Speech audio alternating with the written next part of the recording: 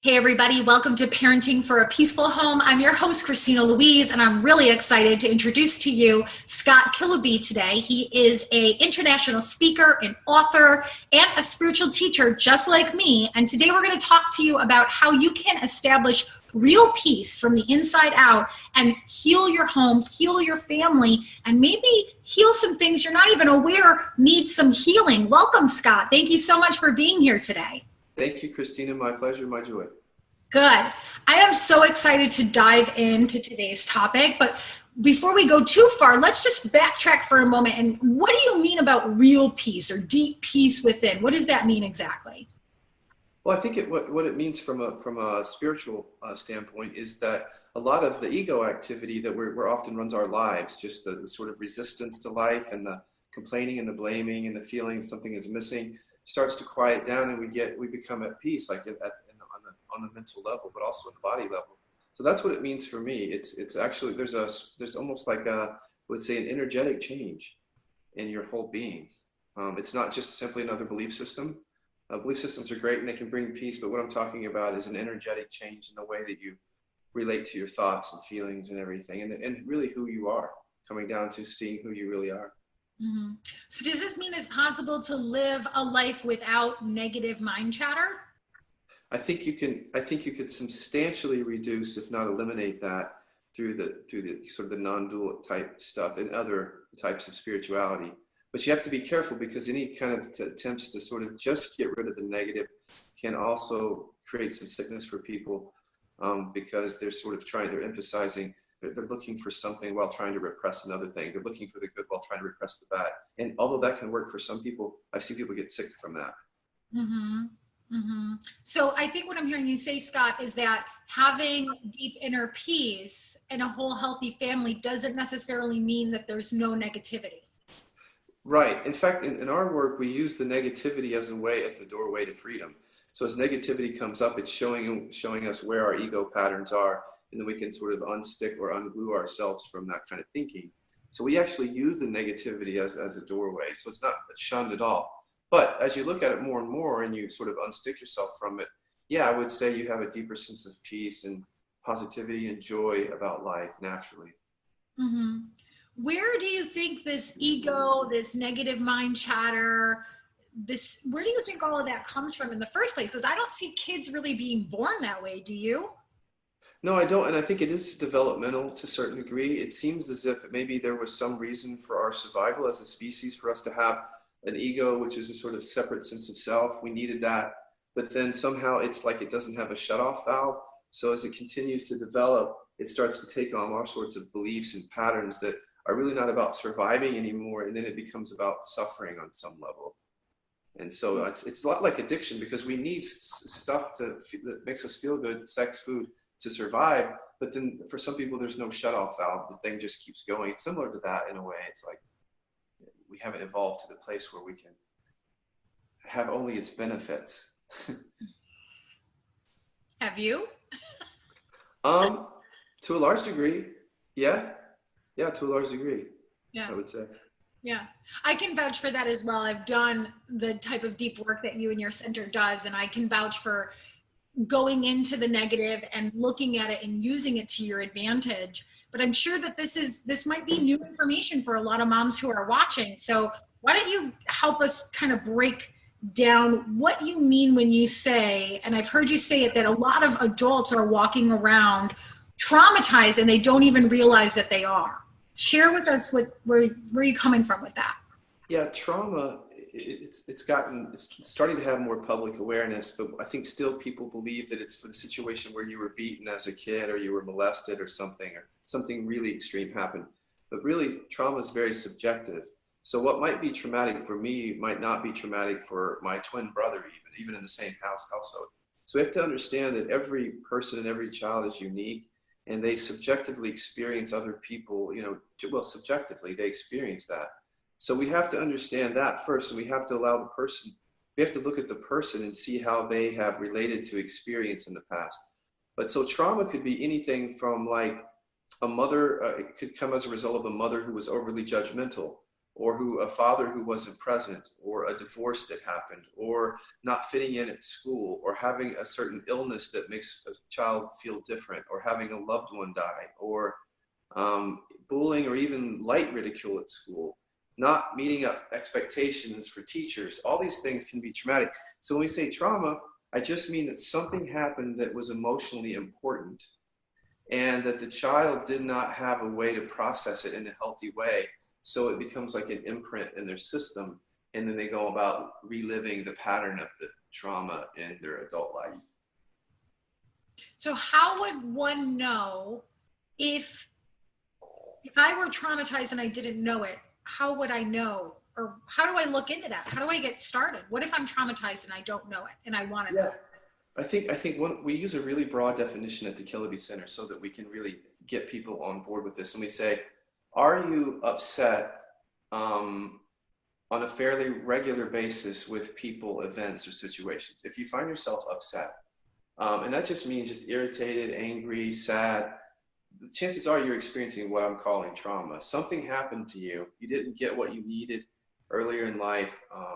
Something happened, and it created a way of relating to other people that keeps showing up. And it shows up as upset or disturbance, emotional or psychological disturbance. And it's not necessarily paralyzing disturbance. It could just be you just keep getting triggered with your husband around certain thing, and you're not connecting it to something in the past.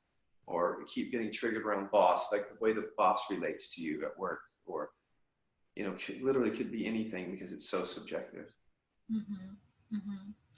And so if that's me, right, and I'm upset all the time, or I'm constantly manifesting issues at work, what do I do now? Wait, well, first of all, it's let's just point out that in our culture today, that seems to be normal. What do you think about that? Yeah, well, I just did a video called Everyone's Traumatized as a way to explain how it's now become so normal that we're not recognizing it as trauma. But clinicians and therapists would recognize it as trauma. I certainly recognize it as trauma because there's not a lot of difference from the normal adult who's sort of upset on a regular basis to some of the people that we experience with extreme trauma. The only difference is a matter of degree. The people that are extremely traumatized may have ended up highly addicted to drugs or suicidal or depressed. But the folks out there in the general population are still not happy, joyous, and free, and they're experiencing their own sort of level of discomfort and disturbance with life. So now I've forgotten your question, but I'm not sure if I answered it. But that's okay. Okay, so I asked two different questions and then we backtracked. So I want to just highlight what we're talking about here. We turn on TV, especially here in the States, right, in America, and I can't even watch it anymore because it's every effing channel, every effing commercial. It's trauma, trauma, trauma. Somebody's beating somebody up, somebody's dying, somebody's crying, somebody's screwing with somebody else's mind. It's everywhere, right? So we've kind of become, this is life, right? That whole sucks and then you die. And so what I really want to say to everybody watching is like, Scott and I are joining together and saying, you know that this is not right in your heart. Trust that. This is not natural. This is not the way it has to be. It's not the way that it needs to be. And you as a mom have this beautiful opportunity watching this video today to do something about it and create an environment of stability and peace for yourself and your child. But again, that starts with you. Yeah. So that's what I wanted to just highlight for everyone. Yeah. No, now that I know where you're going with that, absolutely, because it's become so normalized, and I think it's actually rising up. The traumas are rising. I can feel it, not just with the whole election thing and all this stuff, but just there's a lot of it going on, and there's not enough public awareness around what's really happening, and it's so normalized that people just take it for. It's just like they'll say. I've heard people say it's like feeling not good enough and getting triggered around that. I'll always be that way. There's nothing I can do about it. It's just part of being human. And that's what's so sad, because that's not actually true. That's a script. That's a script that you learned, a trauma that you learned. And there is a way to live free of that. It does take inner work, but it first takes recognizing what's going on. Because if you don't recognize what's going on, you just dismiss it. Like then you don't really have a chance because you're taking it as normal. Mm-hmm. And so what is going on? Well, I guess you could talk about it from a scientific viewpoint, but I don't talk about it that way. I mean, there are definitely people who understand what's happening in the brain with trauma, and you can go read about that. But what I say in our work is that essentially all you have to do is watch your life and your relationships and watch how there's a woundedness or a fear or something feels triggered in relationship with other people. And if you notice, I mean, we actually have our clients like log every trigger that they do. And so that what they start to see is that a certain story is getting triggered in them kind of over and over again. And it's usually around something like, I'm not good enough, I'm unlovable, I'm a victim, something like that. So what's going on apparently is that something happened earlier in our lives, and it developed this sort of way of thinking about who we are, sort of an identity that we created. And that identity is not really who we are, but we go about life sort of with it. And then so in some ways we're meeting people constantly or who are re-traumatizing and triggering us. And we often think then that the answer is to try to fix the other person or to reach out, and say, well, if you'll only change, I'll get better. So what I say is you go within, and I know you probably say that too. And the way that we go within is we actually pull up the thoughts, which we call words and pictures in our minds that are associated with the getting triggered. And we show people that they're connected to feelings and sensations. And that's why it hurts so much. And then through our approach, we just unvelcro or unstick the thoughts from the emotions, and people come down and feel the emotion rather than being in their head. They're feeling it on the somatic level and then moving through it, each pain one at a time and clearing things out, the disturbances. So. Yeah, it's very similar to the work that I do, and it works. It works. It will completely revolutionize every aspect of your life, not just in parenting, but in every relationship, the health in your body, and your career and your money life as well. Absolutely, everything. You call these stories or these patterns deficiency stories. Why do you use that term? It's just a term that a friend of mine used. He was another spiritual teacher, and he said, most people, when they come to our meetings, he was talking about my meetings and his meetings, is really what they're saying is that they feel deficient. They feel like there's something fundamentally wrong or off about who they are. And so I started just using the term to try to get people to see that they are believing those things. And it's so normal to believe it. So deficiency just means I feel there's something, it feels like there's something, I'm not whole and complete as I am. I'm not okay as I am. And so it's a deficiency. Mm-hmm. Mm-hmm. Yeah, when I do this work with my clients and in my own life, I find that all of the uncomfortable, upsetting feelings usually go back to either I'm not loved, or I'm not wanted, or I'm not good enough. Yeah. You find that? Yeah. So we do the same work. I call it deficiency stories. I don't know how it actually got started, but that's exactly what it is. Those things right there. And there's a whole slew of them, from unsafe, unacknowledged, invalid, unimportant, not seen, not heard, not supported, unsafe, weak, powerless, all that. Mm-hmm. And everybody has different flavors of it. Mm-hmm. But, and I think you agree that once you really go, that's like the core, we call them core deficiency stories. They're at the core of our suffering. So once you heal those, or you see through them, or however, what happens, the wound gets cleared, then a lot of the stuff in life just sort of corrects itself. Like you said, it corrects itself in the career area, in the family area, in the personal relationships. And the reason that it clears so much stuff so widely is because you're going to a core issue. And that core issue is what's running the deficiency story, sort of runs your life in a way. It's like it's running your career and your money and your relationship and your kids, and you're seeing it everywhere. So if you go to that, it's obviously going to clear up all those areas. Mm-hmm. Mm-hmm. Yeah, I love it. And I'm being reminded of how these feelings are like an addiction for us, because we've been feeling them for so long, right? If I'm 3 or 4 years old and I create the story that nobody loves me, that creates a certain chemical cocktail of hormones going into my system. And now we flash forward to 24, 34, and now I've got kids, right? What happens then? They wind up reflecting that back to us, right? And then it's fire meat and fire. It's chaos. So do you do, I saw that you do agree that these feelings almost become like an addiction, or do you say that they are an addiction? Yeah, I mean, they're very much like an addiction. I mean, usually with addictions, there's some sort of reward or payoff. So if someone has a porn addiction or a drug addiction, usually they're feeling some sort of reward for a while. They're getting a pleasurable hit. And so someone might say, well, how is thinking about myself, or there's no payoff? And I would say there really is, in a way, because there's a sense that there's a familiarity with the story. We've had it for so long that it's like when we go into the pain, even though it's painful, it feels like me. It feels familiar, and it's like there's a certain comfort we get in an odd way with it, even though it's very painful. And the other addictive part of it is just how repetitive and compulsive it is. So it's like you'll see some of the same thoughts happening every day, and it's like you can't unstick yourself from it, just like you can't unstick yourself from cocaine or alcohol or something. Mm-hmm. Mm-hmm. So I'm hearing you say that the way out is in. Yeah, or they only say the only way out is through is another way, right? Is through. But I think most people don't have the skills, like they don't have you, or they don't have me showing them. So if you don't have the skills, going in can be very scary and almost re-traumatizing.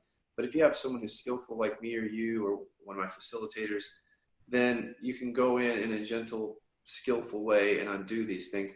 And I think it's just people are scared. You know, they're scared because this really strikes at the very core of who they've taken themselves to be. And I see a lot of fear and resistance around looking at it. Mm-hmm. Yeah, which makes a lot of sense. It seems like people, and I can vouch for this, I did everything but go with it. I mean, even when I met my first teacher and he was trying to help me, stand still and just tell me how you're feeling. I'm like, oh no, I'm going to talk about her and him and how unfair it is. And if I just had that, then things would be better in my life. I mean, I ran and I ran and I ran from it, and I tried to find an easier way. I didn't want to feel these feelings, and I didn't want to admit that this was happening within me. But I found that once I do that, there was nothing to be afraid of at all. And I absolutely agree that it's not really work that one can do on his or her own, especially in the beginning, because you're dealing with your own ego. You know, it's like you need somebody outside of the quicksand to help you get out of the quicksand. You need somebody who's not in that story, who's not seeing you as deficient in any way, to help you align with that vision. Would you agree? Yeah, absolutely. I mean, we teach people skills to help them almost immediately, but just as you said, they're working with their own operating system. And so the operating system tends to kind of like confirm itself. So someone else holding the space who doesn't believe all that stuff and who's also skillful and who's traversed the same territory. That's important, that the person who's helping someone has got to have gone through this before, because if not, they're not going to be able to. And I can tell that just by the way you talk that you have been through it, because you hit the nail on the head when you said this is probably one of the greatest messages of this interview, if people could hear it, is that what we're doing, you described it so well, is that when we're trying to figure out how we feel, what our systems do, they'll do almost anything possible to avoid that. And they'll blame and talk and tell a story and do all this stuff in the mind. And really what your teacher was trying to get you to do was to come down and feel. And the mind even thinks that that's scary and will even, but man, what a great message that you just gave, is that it's actually scarier to be, the other way is scarier than the way we're talking about, isn't it? Yeah, I fought it so hard. I ran and I was just like petrified, and then I got angry. And then when you go through the process, you're like, and you get to the other side, you're like, oh my God, there's nothing here. This is peace, right? Compared to that was trauma. But we're trying so desperately to hold on to what is normal, right? What is, let's just identify what normal means, what is average, what is happening most often, but that doesn't necessarily mean natural or fun or right or peaceful or healthy, for that matter. Right. Yeah, and that goes to how our lives are somewhat insane, and we're all sort of traumatized, and we've allowed that to be our normal way of being. But it's conversations like this that change things. You know, like we're giving a different message here, and people are becoming more and more open to it. I think because the suffering is getting greater and greater. So this is good. Really good, really good. And I don't, it's just coming up in me. You wrote a children's book and you told me about it, and I know it hasn't been published yet, but I don't know, Spirit's just asking me to bring this up, and I'm not sure why. Would it be okay if we talked about this children's book? Well, I don't want to give the story away, but I can talk Yeah. about the basic premise and some lessons from it. Yeah. The lesson in the book, even though it's told in the story of a girl by the name of Jamie who takes on, she's very fascinated with the names that we have for everything, including for her mom and her dad and for herself. And then something happens in her life where the names become painful. And so she's struggling as a kid to try to free herself from the pain.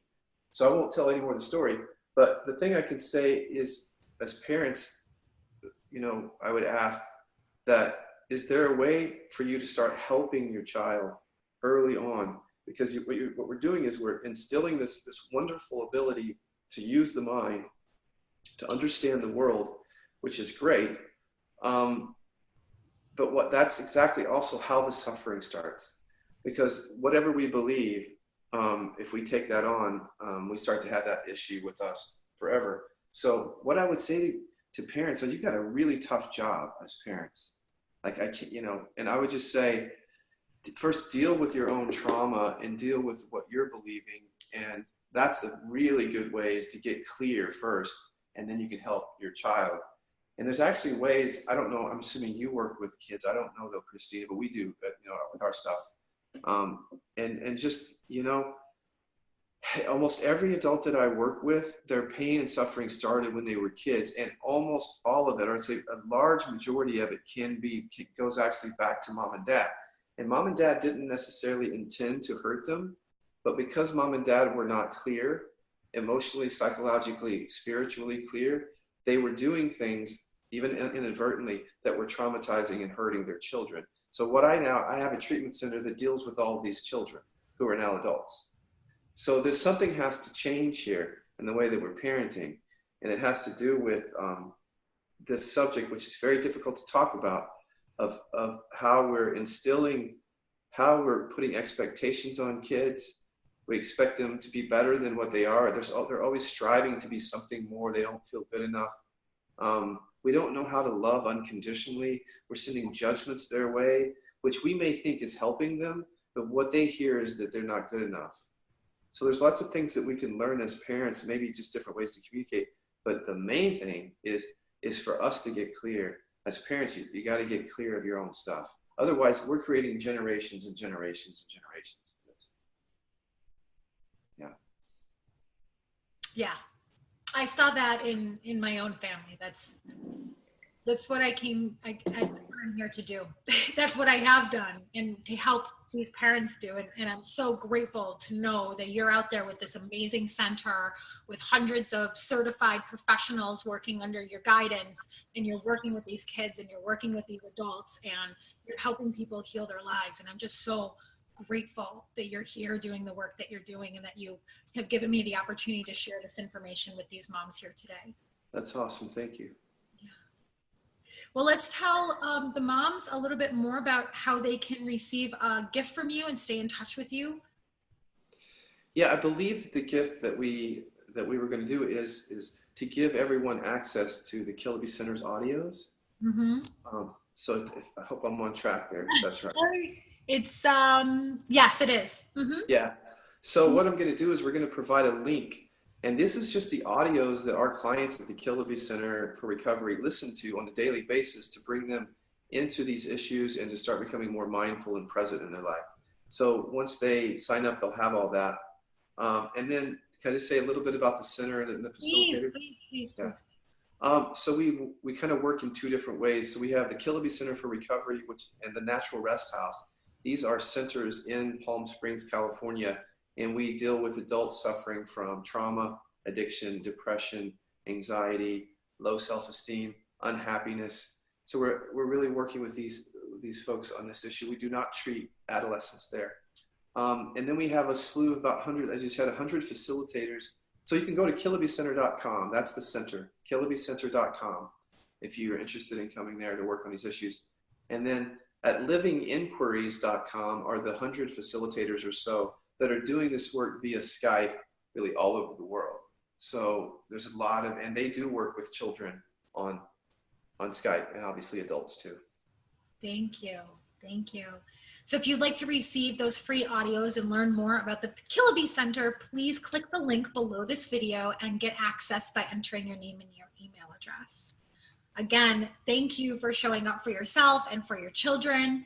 And thank you, Scott, for sharing this very vital, in my opinion, information with these moms. And is there anything else that you want to share before we end?